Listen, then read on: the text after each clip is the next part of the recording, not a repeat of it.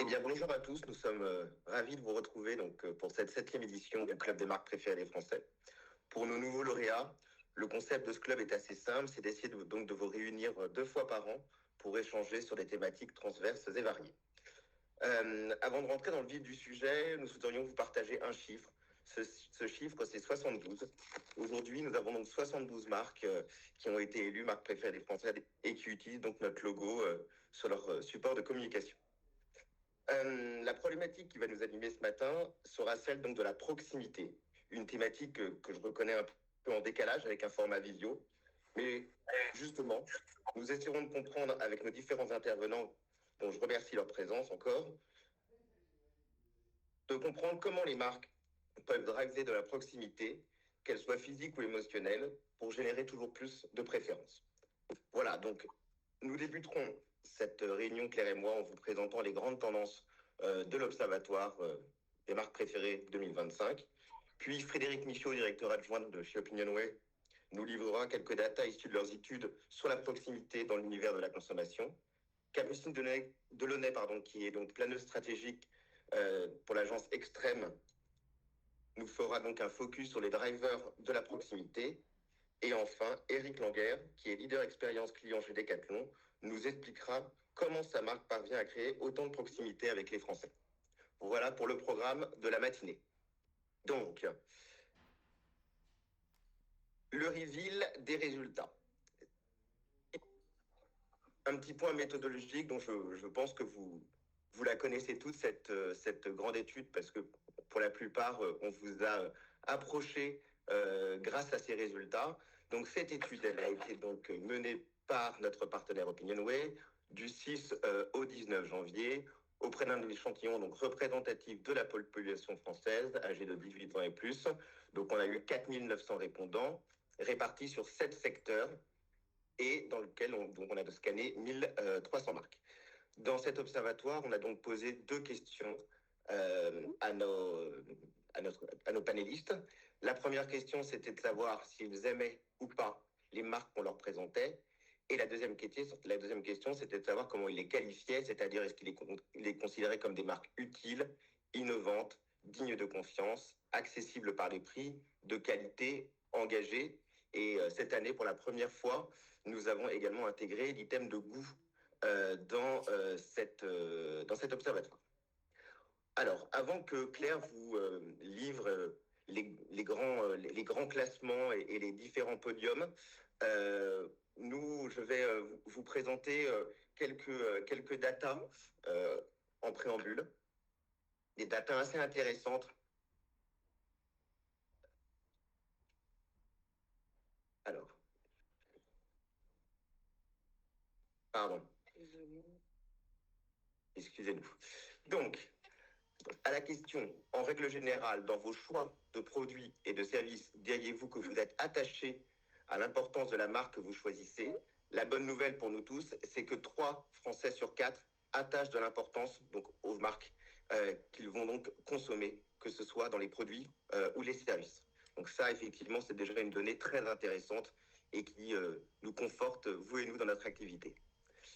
Ce qui est très intéressant, c'est de se voir que cet attachement à la marque, elle est encore plus prégnante chez les jeunes générations, où on voit que pour 83% des 18-24, cette importance aux marques est prédominante. Là encore, dans ce choix des marques, quels sont les secteurs sur lesquels les Français vont être tout particulièrement attentifs? Le premier secteur pour lequel les Français pour lesquels les Français attachent beaucoup d'importance aux marques est évidemment les marques d'hygiène beauté, suivies donc des marques alimentaires, des marques de distribution et des enseignes. Ensuite arrivent les marques d'entretien d'équipement de la maison, les marques de loisirs, les marques de services et les marques de transport. Voilà. Et très intéressant aussi, donc pour une majorité des consommateurs, les marques demeurent attendues évidemment sur leurs fondements traditionnels qui sont la qualité et le prix. Mais ces attentes sont en pleine mutation, notamment chez les jeunes qui sont très intéressés évidemment par cette notion de qualité et de prix, mais on voit également que les notions d'innovation et d'engagement sont particulièrement importantes à leurs yeux. Voilà. Et voici donc celui qu'on attend tous, le top 30 des marques donc qui ont obtenu le taux de j'aime le plus élevé. Et cette année, c'est la marque Bic qui arrive en première position. Très belle performance, elle gagne 11 places par rapport à l'année dernière. Elle était déjà dans le top 30. La marque qui a été partenaire des JO a sans doute clairement bénéficié aussi l'an dernier des effets très positifs d'une campagne qu'elle a menée, qui était axée sur la durabilité. Écrivez plus, achetez moins. On retrouve toujours beaucoup de marques de plaisir, beaucoup de marques alimentaires dans ce top 30, mais proportionnellement, on en trouve un peu moins chaque année. Cette année, les 4 marques qui entrent dans ce top 30 sont des marques d'hygiène beauté et d'équipement de la maison. Et un autre point intéressant dans les marques qui performent très bien en termes d'attachement des Français, c'est aussi la part en fait des marques françaises dans ce top 30. Il y a 60% des marques qui sont des marques françaises et globalement, ce qui les lie aussi, ça va être un positionnement pour la plupart sur l'authenticité. Maintenant, si on regarde le top croissance, alors cette année, en termes de secteur, c'est les secteurs de la mode et de l'équipement de la maison qui ont enregistré les plus fortes croissances. Là aussi, dans ce top croissance des marques, on retrouve beaucoup de marques françaises. La première place cette année, et donc la marque qui gagne le plus, c'est la marque Avent, sans doute liée, c'est sans doute le fruit de sa nouvelle identité. La marque a revu son logo et son identité et fait notamment plus le lien avec la marque mère, sa marque mère qui est la marque Philips. Voilà pour le top 30 des marques. Alors, les 4 tendances générales qu'on a identifiées avec l'Institut Opinionway cette année. Première tendance est plutôt assez positive. C'est l'évolution, c'est la croissance du taux de j'aime en moyenne de la part des Français vis-à-vis des marques. C'est vrai qu'après des années de baisse, il y avait eu un regain pendant le Covid, mais voilà, globalement, depuis 15 ans, le taux de j'aime y ralentit et les Français se sentent de moins en moins attachés aux marques. L'année dernière, on avait vu un peu une prudence de la part des Français, ça se stabilisait. Et là, cette année, ça y est, l'attachement des Français repart à la hausse. Donc, on voit quand même un frémissement de reprise. Et clairement, les marques qui ont pu être malmenées pendant l'inflation et ces dernières années, finalement, les Français y attachent encore beaucoup d'importance. On a vu 3 Français sur 4 nous disent qu'ils attachent de l'importance au choix des marques. Deuxième tendance, c'est le retour des secteurs plaisir. C'est vrai que les marques alimentaires ont été très plébiscitées pendant le Covid, les marques du quotidien. Elles restent bien sûr majoritaires dans le top 30, mais cette année, les secteurs très dynamiques, on en parlait, c'est l'hygiène beauté, le luxe, ça fait des années qu'on n'avait pas vu ça, qui repart clairement à la hausse. Et on voit que les marques qui sont particulièrement plébiscitées, c'est des marques du patrimoine français industriel, voire dans certains autres classements. Troisième tendance de cet observatoire 2025, on en parlait tout de suite, l'attachement aux marques patrimoniales françaises. Si on regarde donc le top 30 qu'on vient de voir, clairement, elles sont majoritaires dans le top 30. Et au-delà de la nationalité des marques, ce qui est intéressant, c'est vraiment le lien entre, on a regardé avec Opinionway, la date de création de ces marques et l'attachement pour les Français à ces marques. Et finalement, si on regarde, les marques créées dans les années 70 ou avant ont un taux de j'aime supérieur à la moyenne. Donc ça, c'est vraiment intéressant. On voit encore ce lien avec l'authenticité notamment. Et l'autre point, c'est que ces marques plus anciennes, elles vont aller driver plus de qualité et de confiance. Voilà, donc ça, c'est une vraie tendance qu'on a identifiée cette année. Dernier point, vous savez qu'on calcule toujours la corrélation entre comment notent les Français les marques, les thèmes de proximité, de confiance, d'engagement, d'utilité. Et finalement, est-ce que c'est corrélé au fait qu'ils aiment les marques? Alors, cette année encore, les 2 drivers principaux, c'est la proximité et la confiance. Et finalement, clairement, si on regarde l'ensemble des items, pour aimer une marque, ce qui va être le plus important, c'est vraiment son capital affinitaire, la proximité, la confiance, beaucoup plus que des dimensions rationnelles qui sont importantes, et clairement, on pense qu'ils sont très importantes au moment de faire son choix sur le point de vente, mais qui ne vont pas forcément l'être, en tout cas en amont. Voilà, pour aimer une marque, j'ai besoin de me sentir proche d'elle et d'avoir confiance. Voilà pour ces 4 grandes tendances. Maintenant, si on regarde les performances sur les items d'image, alors on va commencer cette année avec l'accessibilité. Donc cette année, sur les marques qui sont jugées par les Français les plus accessibles par le prix, c'est bien ce qui est précisé dans la question, on a le retour des enseignes. Et pour la première fois, c'est la marque Action qui prend la première place, la place de Kiabi. Sur l'item de la confiance, là clairement c'est l'industrie qui va être le secteur emblématique de la confiance avec la marque Samsung qui se hisse cette année à la première position. Encore une fois, comme chaque année, la marque elle est très plébiscitée par les Français. Vous avez vu qu'elle est restée en deuxième position dans le top 30 et cette année en plus, elle arrive en première position sur l'item confiance. Sur l'engagement, on a l'indétrônable depuis qu'on mesure ces items d'image pour la 4e année consécutive, l'Arbre Vert qui arrive en première position. Et ce qui est intéressant aussi, c'est la marque Yves Rocher qui va entrer sur le podium. Je continue sur le goût. Donc ça, c'est la première année. Et donc n'hésitez pas pour les marques alimentaires à nous solliciter sur vos résultats sur cet item de goût. C'est la première année qu'on l'a mesuré. Bon, un peu sans surprise, on a les marques sucrées et gourmandes qui arrivent sur ce podium et on a Boursin qui arrive en tant que première marque salée sur ce top marque goût. Sur l'innovation, cette année encore, c'est Samsung. Et le reste du classement, on a beaucoup de marques high-tech, encore plus que d'habitude, qui sont plébiscitées comme les marques les plus innovantes. Et sur la qualité, cette année, donc on a la marque Dior qui arrive et Yves Saint Laurent qui n'était pas présente l'année dernière. Donc, comme je le disais, les marques de luxe ont été très plébiscitées cette année. On a vraiment le retour des marques plaisir. Et voilà, ça illustre bien aujourd'hui quand on parle de qualité aux Français.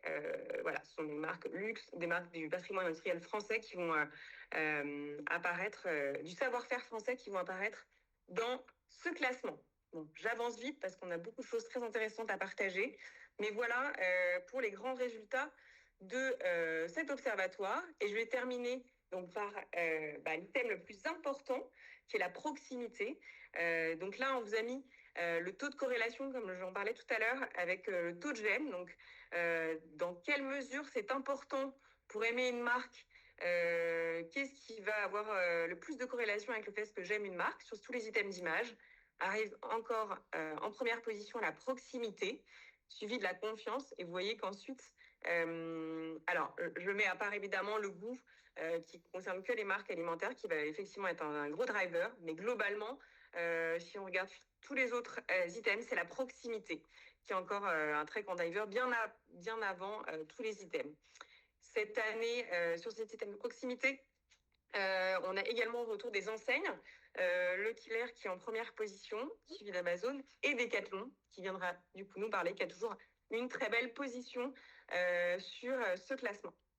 Et donc je laisse la parole à Frédéric qui va nous parler justement de la proximité avec une étude très intéressante sur la proximité. Merci Claire, bonjour à tous. Alors la proximité, vous le savez, c'est une notion qui est très présente dans l'univers de la consommation, notamment dans la grande distribution, mais c'est une notion qui n'est pas aussi simple qu'elle y paraît d'emblée. Commençons donc par voir comment les Français définissent ce concept. En diapositive suivante, la définition officielle de la proximité, c'est la situation d'une chose qui est à faible distance d'une autre chose ou de quelqu'un. Pour les Français, cette distance, vous le voyez, s'établit à 18 km en moyenne et à 26 minutes en termes de temps au-delà de ces deux limites. Ce n'est plus considéré comme de la proximité. J'ajoute, parce que ça me semble très intéressant d'avoir un petit peu une perspective sur ce point, l'environnement de proximité tel qu'il est défini par les Français s'est considérablement resserré depuis 15 ans. En 2011, j'avais posé les deux mêmes questions. À l'époque, la proximité s'établissait à 67 km et à 67 minutes. Donc vous le voyez, on a une conception beaucoup plus restreinte de la proximité qui impacte nécessairement les comportements d'achat, notamment l'achat local. Diapositive suivante.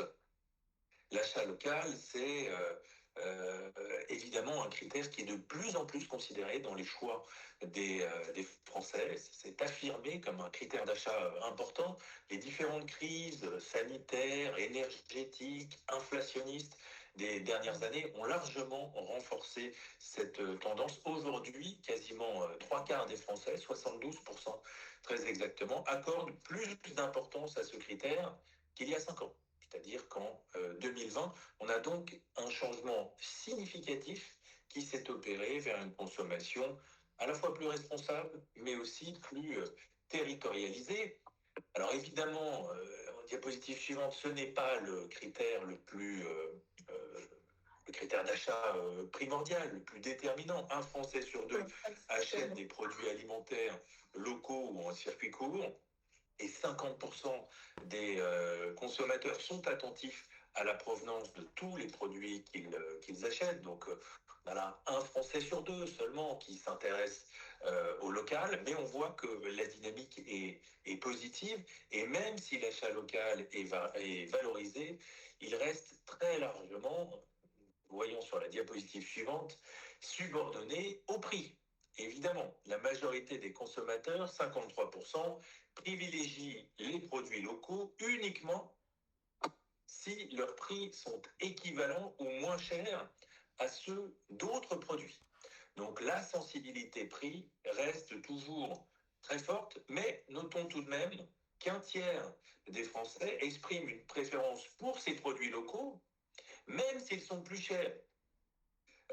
Et ce comportement a très largement progressé, plus 6 points depuis une quinzaine d'années. La proximité, c'est le local, mais c'est aussi, en extrapolant, le Made in France. Le Made in France, qui est une pratique très bien ancrée désormais dans les comportements de consommation. Les Français montrent un intérêt modéré pour le pays de fabrication comme critère d'achat. Seuls 23% le considèrent comme un critère important, mais cependant, en diapositive suivante, il existe un très fort désir de découvrir, de consommer davantage de produits made in France. Trois quarts des Français se disent intéressés par des événements de promotion concernant ce type de produits. Et pour 83% d'entre eux, la relocalisation de la production d'une entreprise en France pourrait les inciter à acheter des produits qu'ils n'achetaient pas jusqu'à présent. Donc vous le voyez, le patriotisme économique est bel et bien présent dans les comportements de consommation. D'ailleurs, quand on regarde la fréquence d'achat de toute une série de produits alimentaires, ce sont les produits made in France, 81%, qui nous en aura envoyé, parce qu'on est et les produits locaux, 70%, qui sont achetés les plus fréquemment, et plus fréquemment que les produits bio, 60% par exemple, ou les produits issus du commerce équitable, 53%.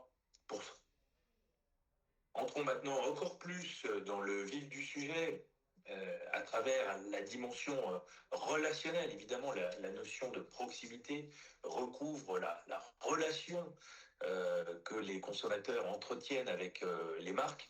Alors, comment se structure cette relation? D'abord, vous le savez, la proximité relationnelle, c'est un indicateur de la fidélité des consommateurs, et à cet égard, les marques nationales et locales bénéficient d'un capital de confiance qui est très significatif. Hein, vous le voyez, on a vraiment sur ce tableau les marques françaises, les marques locales qui se détachent très nettement, puisque respectivement 87% et 82% des consommateurs s'en sentent proches, avec, vous le voyez, un pourcentage de Français qui se sentent très proches, qui est beaucoup plus développé que pour l'ensemble des autres types de marques.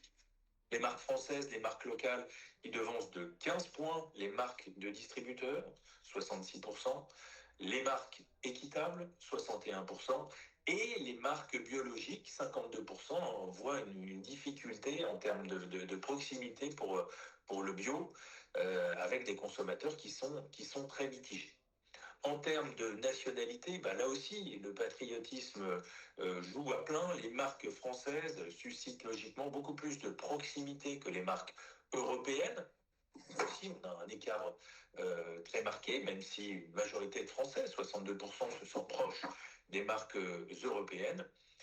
Inversement, en bas de tableau, les marques américaines, dans leur globalité, 28%, sans doute un effet de contexte très fort, et les marques chinoises, 23%.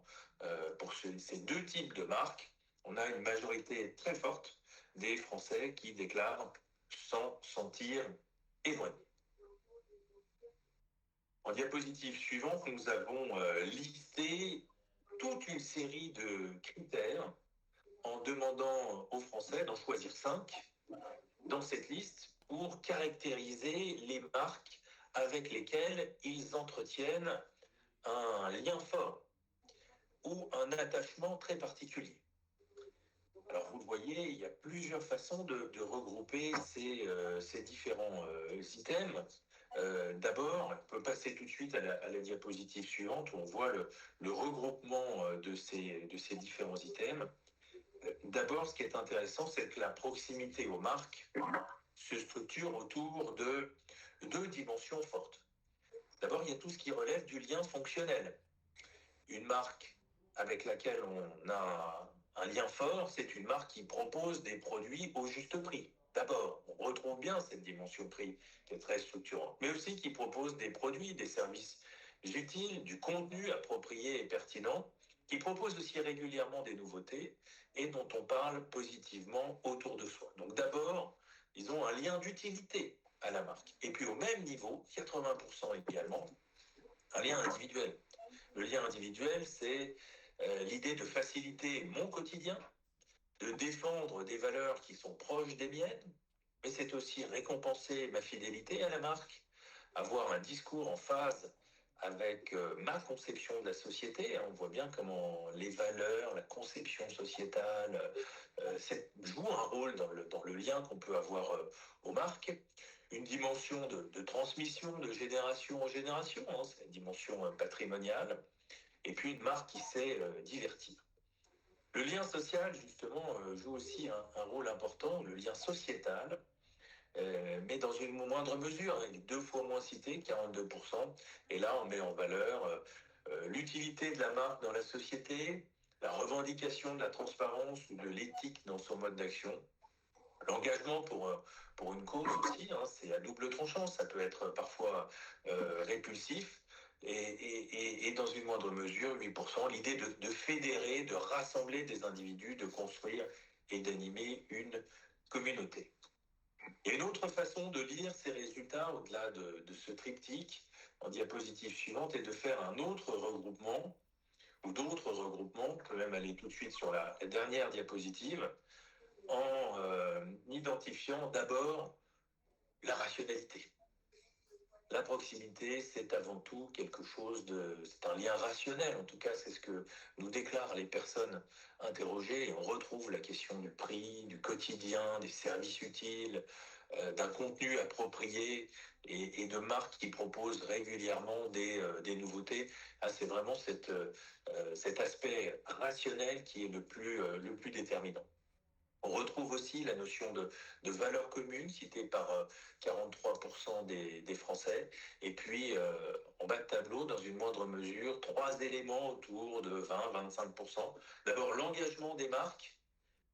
Ça joue dans la proximité pour 26% des Français. Le côté émotionnel qui est beaucoup moins cité que le côté rationnel. Une marque qui inspire, qui sait me divertir, qui fédère, qui rassemble, qui anime une communauté. Et puis enfin, la dimension d'appropriation, une marque dont on parle positivement autour de soi, par exemple. Voilà détaillé à grands traits les principaux éléments qui peuvent nous éclairer pour mieux comprendre la proximité qu'entretiennent les Français aux marques. Merci beaucoup Frédéric, super intéressant. Est-ce que vous avez des questions sur toute cette partie data avant qu'on passe à une partie plus sur la communication et les inspirations? N'hésitez pas.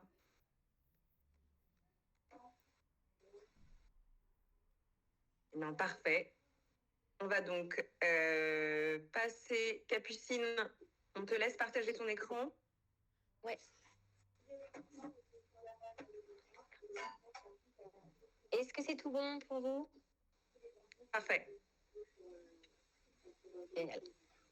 Eh bien, bonjour à tous et merci. Donc, je suis Capucine Delaunay, je suis stratégiste au sein du pôle conseil du groupe Extrême.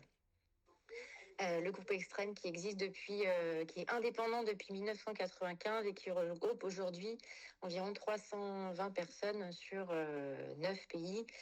Et qui est spécialiste de la marque vraiment sur l'ensemble de ses points de contact, donc aussi bien sur le design, le branding, le packaging, que l'expérience avec la mise en scène de lieux et d'événements, et aussi sur la dimension influence et social media. Et nous avons également la chance d'accompagner Marque Préfère des Français sur leur rebranding. Voilà. Un privilège d'être avec vous aujourd'hui. Donc la thématique qui nous rassemble aujourd'hui, c'est la proximité, comment faire un driver pour les marques.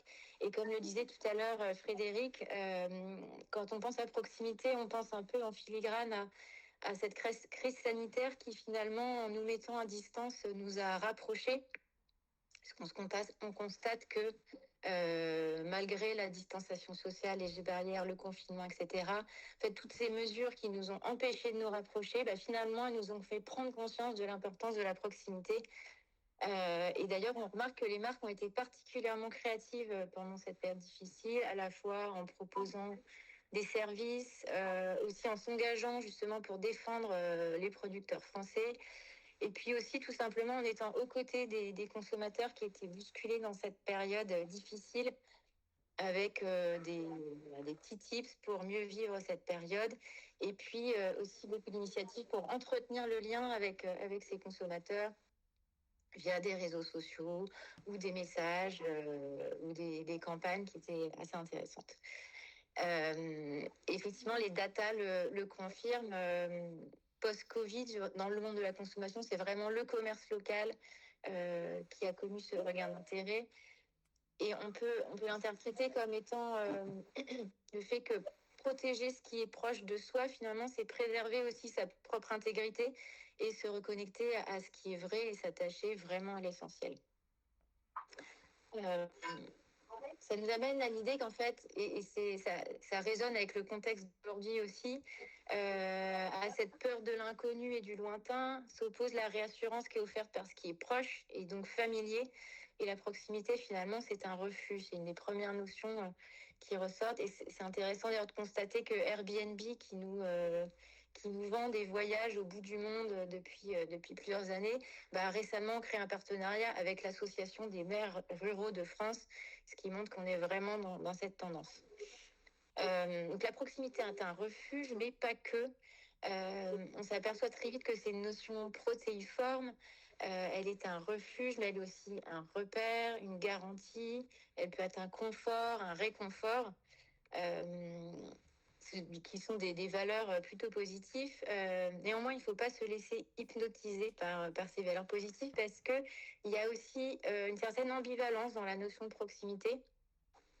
C'est ce qu'on constate en parlant du service de proximité qu'offre Amazon Prime, qui effectivement propose cet extrême confort d'avoir des produits livrés à son domicile en moins de 24 heures, qui donne vraiment cette sensation d'être proche de toute l'offre du monde entier. On sait que derrière ce modèle, en fait, se cache un modèle qui est tout sauf de la proximité. Donc voilà, il faut vraiment avoir en tête que elle est à double tranchant. Les bénéfices émotionnels perçus par les consommateurs peuvent cacher un modèle beaucoup moins brillant. Et puis la proximité, c'est une notion à manier avec précaution. Si on met en focus le cas Coca-Cola, qui est une marque internationale qui a vraiment misé en termes de positionnement et de discours sur cette proximité, il suffit d'un Coca-Cola pour nous rapprocher. Et elle a vraiment su créer cette proximité émotionnelle, relationnelle très forte. Quand la marque Coca-Cola veut communiquer sur le Made in France, puisque les usines Coca-Cola en France sont bien présentes, il faut être attentif de ne pas céder à cet excès de transparence et à perdre justement la proximité relationnelle qui fait toute la force de la marque avec une représentation, mais qui, en voulant rapprocher, crée une barrière émotionnelle. Quand on sait que la force de Coca-Cola, c'est de rassembler autour du produit. Je pense notamment à la campagne Share a Coke, où on avait la possibilité de personnaliser le produit. Là, on crée une proximité qui est vraiment forte et qui est surtout en lien avec l'ADN de la marque et qui va vraiment nourrir son discours très fortement. Si on revient aux valeurs positives de la proximité, parce qu'on sait que c'est une notion qui est riche et dans laquelle il y a énormément de territoires à exploiter, en fait, le premier point, c'est de bien identifier justement les différents niveaux de proximité dont on a parlé tout à l'heure et les leviers émotionnels qui y sont associés.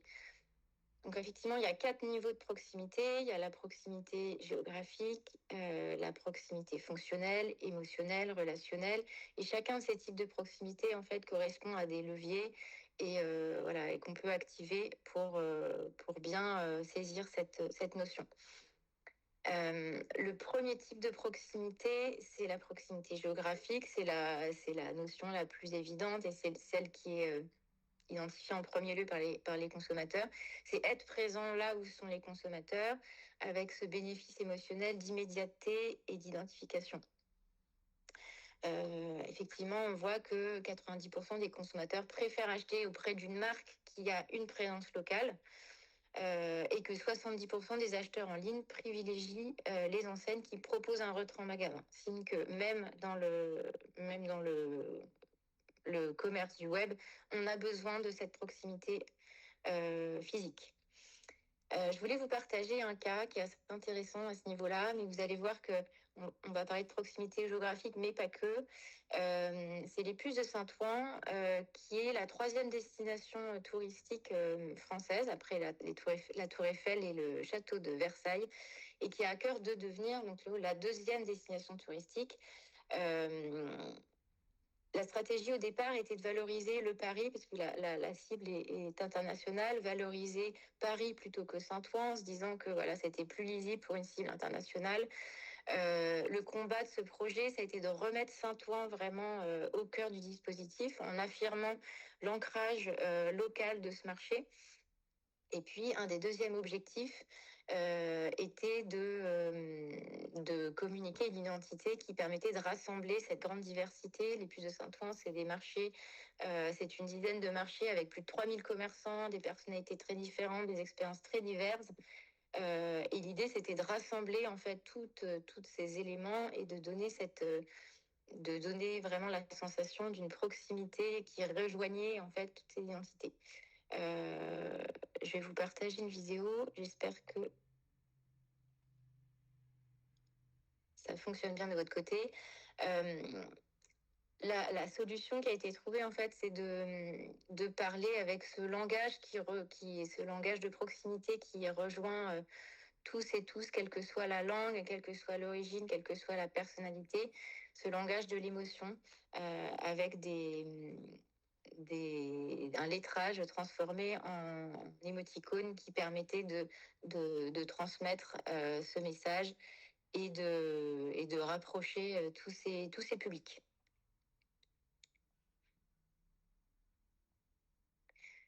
Le deuxième exemple de proximité que je voulais partager, c'est la proximité fonctionnelle.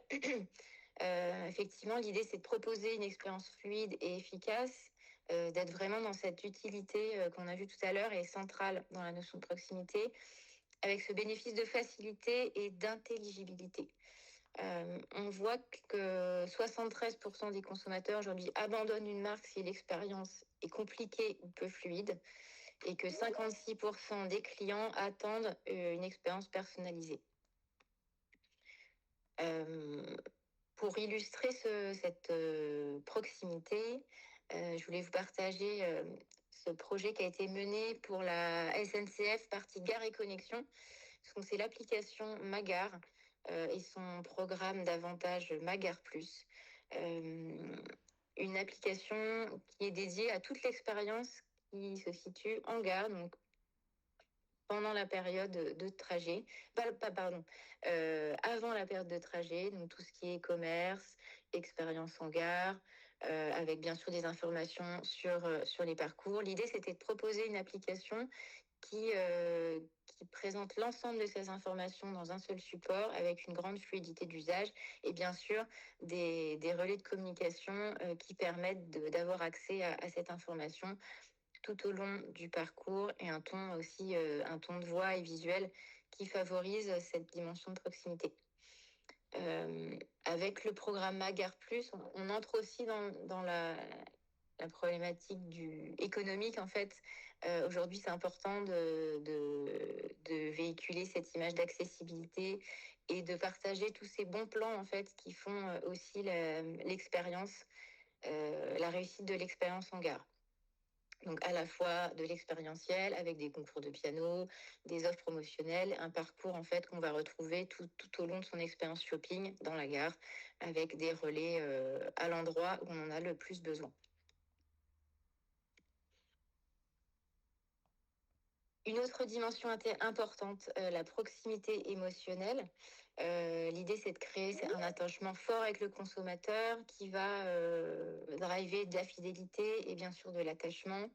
Ce qu'on constate, c'est qu'aujourd'hui, 86% des consommateurs préfèrent acheter auprès de marques avec lesquelles ils ressentent une connexion émotionnelle et que 92% de ces consommateurs font aussi plus confiance aux recommandations d'amis qu'à la publicité. Ce qui montre vraiment l'importance du levier émotionnel dans la prise de décision au moment de l'achat. Pour illustrer cette proximité, une marque qui est évidemment très forte, qui a un fort potentiel émotionnel, la marque Kinder et plus spécifiquement Kinder Bueno. L'idée de ce projet, c'était de créer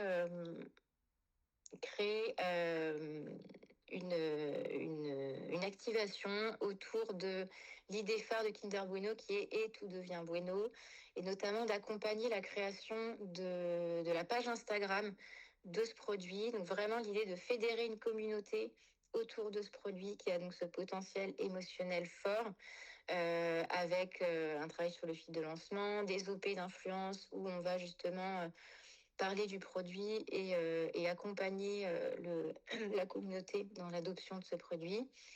Et puis, avec dans le temps en fait des temps forts qui permettent également de continuer à créer le lien avec ces brand lovers, avec notamment la création d'une veste Kinder Bueno et d'un film que je vais vous passer.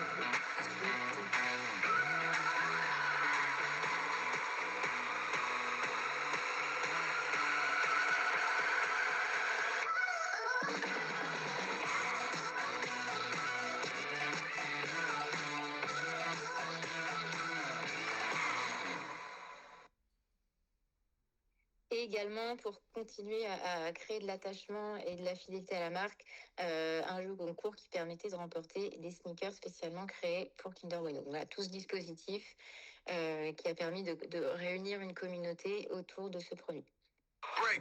Bonjour à tous. Quatrième point, la proximité relationnelle, l'idée d'engager un dialogue authentique avec le consommateur, puisque 64% des consommateurs se sentent plus proches d'une marque qui leur répond directement. Et 80% des clients fidèles estiment qu'ils font partie de la communauté d'une marque. Pour illustrer ce point, la marque Monoprix, qu'on a eu la chance d'accompagner sur son rebranding et qui a été un peu bousculée par la crise économique et qui a eu vraiment ce besoin de reconnecter l'enseigne aux besoins quotidiens citadins. On sait que Monoprix, c'est vraiment l'enseigne pionnière de la proximité urbaine et ce besoin de renouer un dialogue avec eux nous a amené à revenir aux fondations de la marque, qui est vraiment son ADN de marque populaire, d'où un retravail autour des codes de la pop culture, avec un brand système très propriétaire qui joue sur l'impact de la couleur et qui fait un petit clin d'œil aussi au Bayadère, qui est vraiment la signature relationnelle de Monoprix avec ses clients et qui vient créer ce petit clin d'œil qui construit cette relation.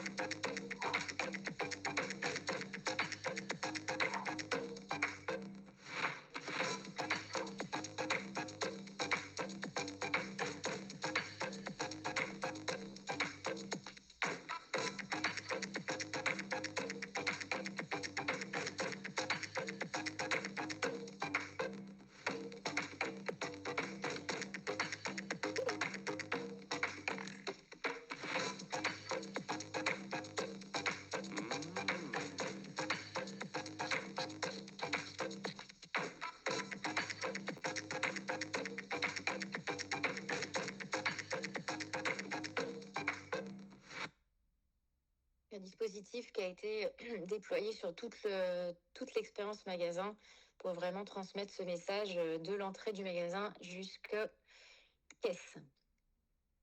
Et pour conclure, donc la proximité, on voit que c'est une notion qui est un peu un Graal pour les marques. Quand je dis Graal, c'est vraiment l'idée d'une quête parce qu'elle peut être difficile et nécessiter aussi du courage. Et on voit pour une expression juste et pertinente, cette notion, elle doit être manipulée en le croisant toujours avec à la fois l'ADN de votre marque, avec son champ de compétences, les aspirations de ses cibles et leur socioculture, et bien sûr le contexte sociétal qui a un impact prégnant sur cette notion de proximité. Et je vous remercie pour votre attention. Merci beaucoup, Capucine. On va laisser du coup maintenant Eric prendre la main sur cette présentation. Et Eric va donc nous expliquer comment Decathlon arrive à créer autant de proximité avec les Français et être toujours sur nos podiums de proximité depuis maintenant 5 ans. Parfait, merci. Je vais du coup tenter le partage. Est-ce qu'en attendant, vous avez des questions pour Capucine?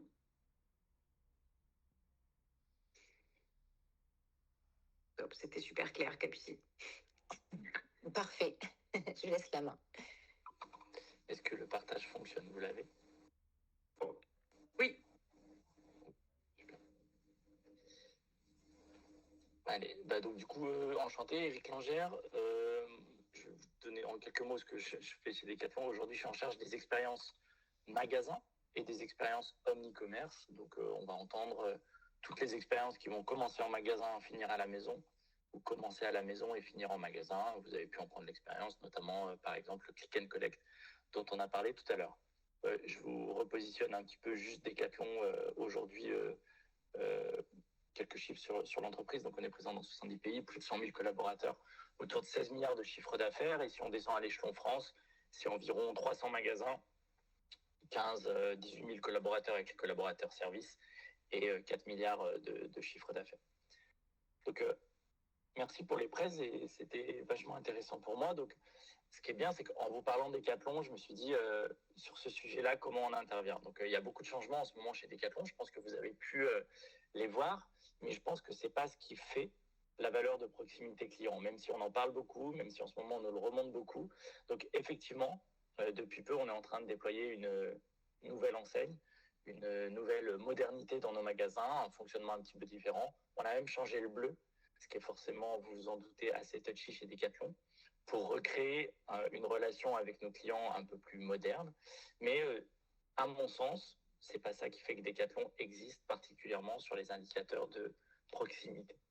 Je ne vous parlerai pas non plus d'un gros changement qui a eu lieu chez Decathlon et qui, sur certains aspects, aurait pu adresser ce sujet de proximité, en tout cas de relation avec nos clients, qui sont nos partenariats stratégiques sur des sujets sur lesquels on n'avait jamais vraiment été et pour lesquels on a signé des partenariats qui sont plutôt avec des top players sur certains sports prioritaires pour nous, notamment Alex Sarr sur le basketball qui joue en NBA, Jimmy Gressier qui est champion d'Europe d'athlétisme et Antoine Griezmann qui joue avec des chaussures Kipsta. Donc ça aussi, ce sont des moyens de créer de la relation avec nos clients, mais qui, à mon sens, ne font pas l'essentiel.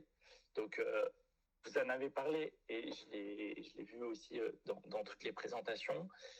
Aujourd'hui, on va surtout essayer de savoir pourquoi Decathlon est fort sur sa cote de proximité et de confiance, puisque ce sont les deux indicateurs qui créent de l'attachement à la marque. Donc, j'ai repris la découpe qui me semblait très intéressante et je vais surtout m'attacher à la partie géographique et relationnelle qui me semble importante. Géographique en vous donnant un exemple.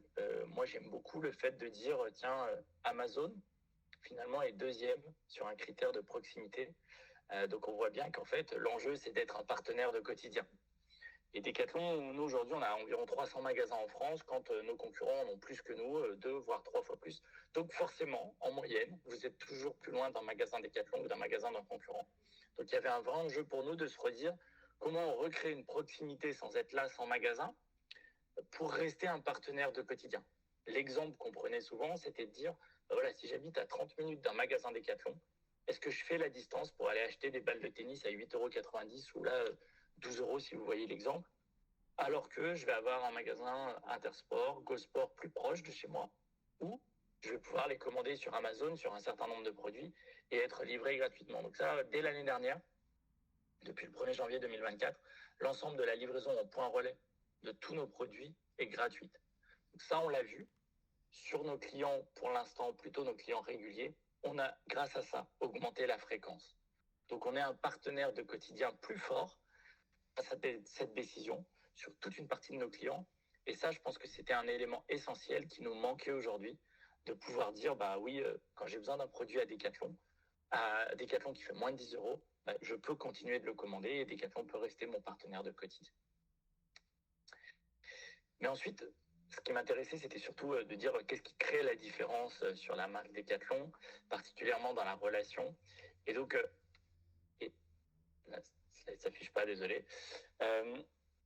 Le produit qui est préféré par nos clients, par nos clients aujourd'hui, quelles que soient nos enquêtes, on aime bien le mettre comme ça, du coup la réponse s'est affichée un peu vite, mais c'est de dire c'est toujours le gilet Decathlon. Quand on demande à nos clients qu'est-ce que vous aimez chez nous, qu'est-ce que vous préférez chez Decathlon, lors de votre visite, qu'est-ce qui vous a marqué, on a de temps en temps l'innovation, on a de temps en temps merci pour la modernité, mais on a tout le temps, on a aimé vos coéquipiers.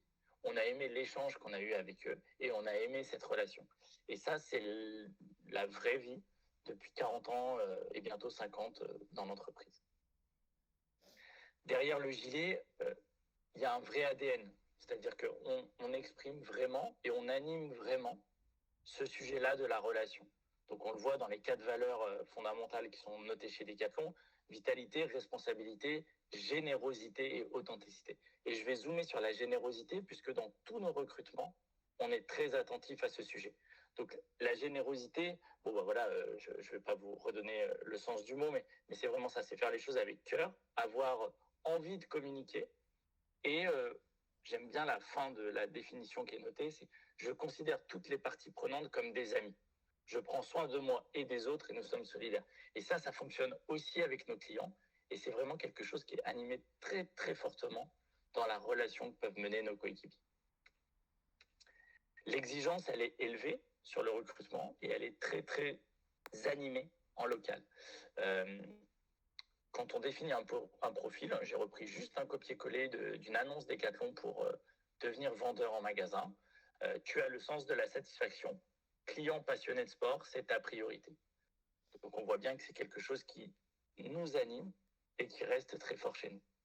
Et puis je vous ai remis, pareil, un screen de notre site RH interne avec les préceptes de Michel Leclerc, qui était le fondateur, sur le sujet du recrutement.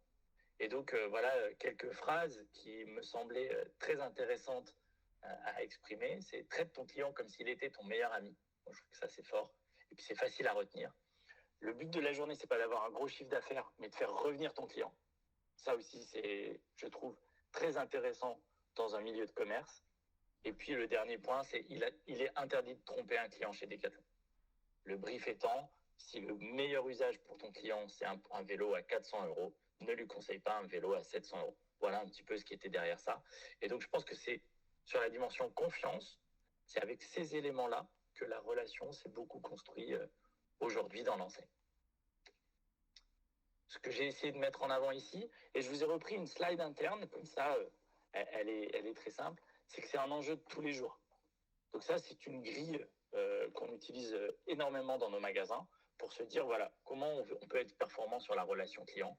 Il y a 4 grands éléments: le recrutement, l'intégration, la formation et l'animation. Dans le recrutement, chez Decathlon, pour vous donner un ordre d'idée, c'est environ 15 000 contrats signés par an chez Decathlon France. Donc entre des CDD, des CDI, des stagiaires, des alternants, des intérims. C'est 15 000 fois l'occasion de recruter un collaborateur qui va aimer être dans la relation et construire de la confiance avec nos clients. Ensuite, dans l'intégration, c'est une priorité pour chacun de nos directeurs ou directrices de magasin. C'est-à-dire que dans la fiche métier, c'est une animation. Chaque collaborateur qui rentre chez Decathlon doit passer du temps avec la directrice ou le directeur du magasin pour qu'il puisse lui exprimer ce qu'on attend de lui dans la relation qu'il porte avec ses clients. Sur la formation, et c'est important aussi, dans toutes nos fiches métiers vendeurs, c'est un pavé important. Il y a un pavé très important sur la relation client. Donc c'est une brique métier avec des compétences, des formations qui est inscrite et animée. Et enfin, sur ce dernier point-là, ce sujet de la relation client, de la confiance, est animé de manière hebdomadaire, de manière mensuelle, en individuel avec le collaborateur, et de manière collective chaque jour. Tous les matins, dans un magasin, on a un brief auprès des collaborateurs avant l'ouverture. Et dans ce brief-là, c'est l'occasion de lire des avis clients qui nous ont été laissés la veille lors de visite de nos clients sur le magasin. Et cette slide-là et cette phrase-là que je vais vous montrer, c'est une phrase qui a été donnée en interne à tous nos leaders de service client. Donc, par magasin, vous avez une personne qui est en charge un petit peu de toute cette relation client, de nos services en magasin. Et la phrase qu'on leur donne, c'est celle-ci. C'est voilà, votre rôle, c'est de faire de toute interaction client une raison de plus d'aimer Decathlon. Et là, tous les mots sont importants. C'est-à-dire, quand le client va avoir une relation à l'accueil pour faire un retour, en magasin quand il va croiser un collaborateur, quand il va aller à l'atelier, quand il va faire une commande auprès d'un coéquipier, la question qu'on doit se poser tout le temps et qu'on doit animer, c'est après ce moment d'échange de 5 ou 10 minutes, est-ce que le client aime plus Decathlon qu'il y a 10 minutes? Et donc c'est vraiment cette phrase-là, particulièrement dans le projet 2025 qu'on est en train de lancer, qu'on va animer et qu'on va poser tout le temps à nos coéquipiers. Est-ce que tu penses qu'après le retour que vient de faire le client à l'accueil, il aime plus Decathlon que quand il est arrivé? Donc ça, c'est vraiment, pour nous, très intéressant. Voilà un petit peu les différents éléments que je voulais partager. Donc, si on le retient, c'est chez Decathlon, je pense que c'est un ADN et qui est bien plus vieux que ma présence chez Decathlon, mais en tout cas, on le ressent quand on arrive. C'est une culture. La culture de la relation avec nos clients dans nos magasins, elle est forte et elle est très animée. Et deux, moi, j'ai connu chez Decathlon un niveau d'exigence sur le recrutement sur ce sujet qui est vraiment très, très élevé, y compris dans le process d'intégration. Voilà, je ne sais pas si vous avez des questions suite à ce partage. Pas de questions pour Eric. Eh bien, écoutez, on a parfaitement tenu le timing. Il est 9h56. Capucine, Eric, Frédéric, merci infiniment pour vos interventions très inspirantes. J'espère que voilà, nos lauréats ont appris des choses ce matin. Avant de conclure, on avait deux informations donc, à vous faire passer. La première, c'est que le top 30, avec notamment les podiums d'items d'image, sont sous embargo jusqu'au 25 mars prochain, sachant qu'on a noué donc des partenariats rédactionnels avec le Figaro, avec Ouest France et avec LSA pour relayer donc ce top 30 et d'autres podiums. Donc on vous demandera évidemment de ne pas les partager sur les réseaux sociaux et autre part avant. Donc ça, c'était la première chose. Et la seconde chose, c'est de vous dire évidemment que ce club, il vous appartient, c'est votre club des marques préférées français. Et c'est pour ça qu'on va vous faire parvenir à la suite de cette réunion un petit questionnaire online pour que vous puissiez voilà, nous éclairer sur vos attentes en termes de contenu, en termes de format, pour voilà, répondre toujours plus à vos exigences en termes de timing également, parce qu'on sait que vous êtes très sollicité. Donc voilà, si vous avez la possibilité de répondre, ça vous prendra 2 minutes, ça nous aidera beaucoup. Voilà, merci encore à tous pour votre présence ce matin. Merci, bonne journée à tous. Merci beaucoup. Bonne journée. Merci, au revoir. Merci beaucoup.